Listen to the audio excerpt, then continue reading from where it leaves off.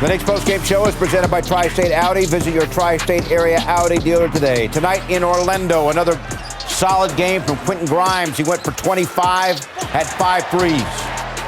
Knicks down by 19 a couple of times, fought back. Julius Randle had 23 tonight, shot only 7 of 20 from the floor. Cole Anthony, son of the former Knick Greg Anthony. Cole went to Archbishop Malloy, had 18 points, hit the big 3 there down the stretch. And the Magic beat the Knicks tonight 111-106. Great to have you with us, everyone, from our Delta MSG studios. Will Pito, Monica McNutt, and Alan Hahn. Knicks, since they won 9 straight, Monica, 3-6 since they won the 9 straight. And when you look at the three-point shooting defense, it hurt them the last couple of games. Really hurt them tonight in the fourth quarter as the Magic from deep go 7 of 8 in the final 12 minutes. That is surreal. Listen, the secret's out. The cat is out the bag, whatever slogan you want to use. No one is going to be caught off guard by this New York Knicks squad. And they understand that one of the tenets of this team is the way that they defend. Tonight, it was just a struggle to find energy and continuity. The one bright spot in my mind was the performance of Quentin Grimes overall. But the Orlando Magic are a young, talented team. They've jumped up and beaten some of the teams at the top of the standings this season. The Knicks just didn't have it.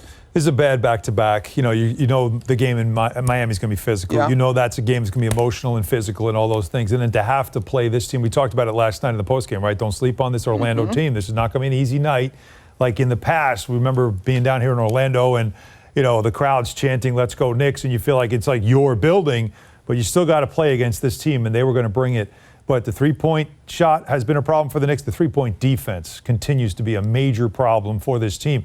Last night, you let the third worst three-point shooting team in the league go off for 57%. Tonight, the 7th worst three-point shooting team in the league went off, especially in the fourth quarter in winning time. A young team knocking down three-pointers on your defense, which before all this started, these 3 games where they're giving up a ton of threes, the Knicks were the 3rd best three-point defense team in the league. They have dropped now almost out of the top 10 in three-point defense in just that short period of time because they have been exploited defensively. That's a big problem that they got to get right before they head into the playoffs. And, of course, they still got to get to the playoffs. Nets right now playing Cleveland. If the Nets win, the Nets will be only a game back. And you got the scenario also with the Miami Heat, who are, if the way it plays out right now, only a game and a half behind the Knicks. Still, all right, so a lot to be decided. Yeah. Let's get everyone through the storylines. Right. Knicks down 19 points in the second quarter. Monica down 19 points in the third quarter, going a 25-6 run, though, the Knicks, to tie it at 75 after 3. And so the third quarter was the moment, right? It was like, okay, here we go. This team is starting to turn it around. All of the character and the fortitude that has been built up over the season, we're about to see it. And so it went a little like this, right? Quentin Grimes, who I mentioned, had a terrific game, attacking the rim, finding Hartenstein there with a great pass, and then Grimes pulling up for 3 here, knocking this one down. Grimes on the night was 10 of 18, 5 of 10 from 3 for 25 points. Look at the defense here. But this, to use Clyde's word, right, the defense to a degree was porous. That was a good play there. And this time, Hartenstein's getting involved. There was a 25-6 run in the third quarter. This play, almost a big-time mishap. The pick and drop and roll This is Grimes' activity here, Monica. It's just all activity by Grimes, and he was the one that you always say in a game like this, somebody's got to have it going. Grimes had it going. Then Randle, who had some issues throughout this game, then knocks down that 3. We got a new game now going into the fourth quarter. I mean, that's all. As you're looking at this game, you say, okay, all the problems are behind you. You're playing a young team, but you finally have momentum, and we're tied at 75 going into the fourth quarter. You've got to feel good about your chances that you fought back, and all you have to do is now pedal to the metal in the fourth quarter. But the start of that fourth quarter, when the bench came in, R.J. Barrett is supposed to be the centerpiece. That was probably the worst part of the game, in my opinion. I would be inclined to agree with you. And so, again, that third quarter is the moment you say, okay, look, this team has grown. This is the proof. This is the test, right? But the start of the fourth quarter was just abysmal. And we made it clear. We started the show, the absence of Jalen Brunson. You know that you're going to feel that. Ain't no way you can start a fourth quarter with 3 turnovers. It just is not smart basketball. You get that one shot from Julius Randle, and then shortly thereafter, it begins to fall apart. To your point, Han, the defense on the three-point line, 7 of 8, like you mentioned, Pito, it just was not good. And it just took too much to let go of the rope in terms of all the ground that you had gained in the third. Matter of just trying to get a stop, right? Because offensively, the Knicks struggled a bit, but they still were getting what they needed. It's just get a stop. But the three-point defense, look at Wendell Carter Jr., he knocks that one down, and it's back. It's 101-93 at that point. All right, so Josh Hart with some effort here, going to the basket, get a quick bucket. You're just trying to stay in it, right? It's a 4-point game, so play some defense, get a stop. Make sure you cover everyone. There's Banchero, wide open in the corner, buries it. 7 of 8 from three-point range. There's the dagger right there, the 7th one.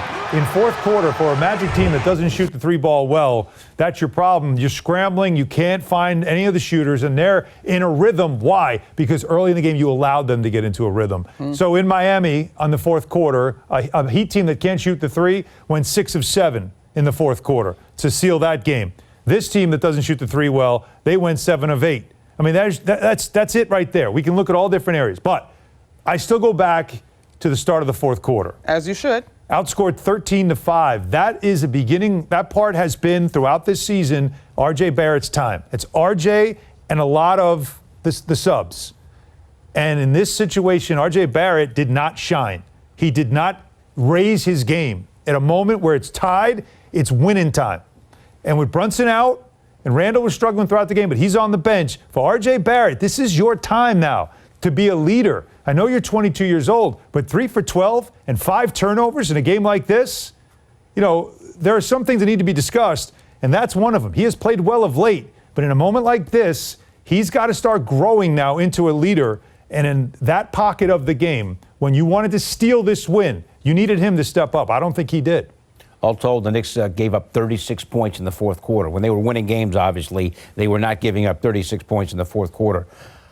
Quentin Grimes, excellent last night, Monica, against Miami with 22. Even better tonight, he had 25. Had 6 threes last night, 5 more made threes tonight. Just energy, right? He's the guy that played with energy tonight. And you, to use your term, Han, he was the spark plug. He was the guy that got it going, kept this team in it as best he could. And, of course, over the course of the run, he was instrumental. Huge probably is a better word as opposed to instrumental. Shot the three ball well, was active defensively, was active on the glass, 5 rebounds, 6 assists. Just was the guy that was able to make energy plays. And as much as sometimes you got to be able to take turns and it be another guy's night, he just didn't get enough help consistently. And I mean, that's on both sides of the basketball. There's too many times where you can hear in the back of your head like the Three Stooges music in terms of decision making at this point. Like the ball bouncing off one another, cutting, not looking like they got it crossed takes up a away lot from an incredible night from Quentin Grimes. And so you know that he's capable of nights like this, and that's fantastic to see. But in totality, like I will say I'm curious to see what Tibbs has to say about not seeing Deuce McBride in the second half either. Yeah, because Deuce played a little bit in the first half. Again, with no Brunson, he normally will move into the rotation, but he decided to go with quickly. He decided to keep, I believe, there was one other starter that stayed in to start the fourth quarter. Randall. And that's the choice that he decided to go with. Randall? No, I don't think Randall started the fourth quarter. But again, this was an ugly game. This was a very difficult second half of a back-to-back. And by the way, it's the last back-to-back of the season. The Knicks hadn't lost both games in a back-to-back all season. They at least got one win. This is the first time they've lost both of them. So the very last one of the year is the first time they're swept in one. And they're in one right now. And they get a couple of days off now to get right, figure out the Jalen Brunson injury, and then finish this season with what I feel like Monday against the Rockets is a must-win.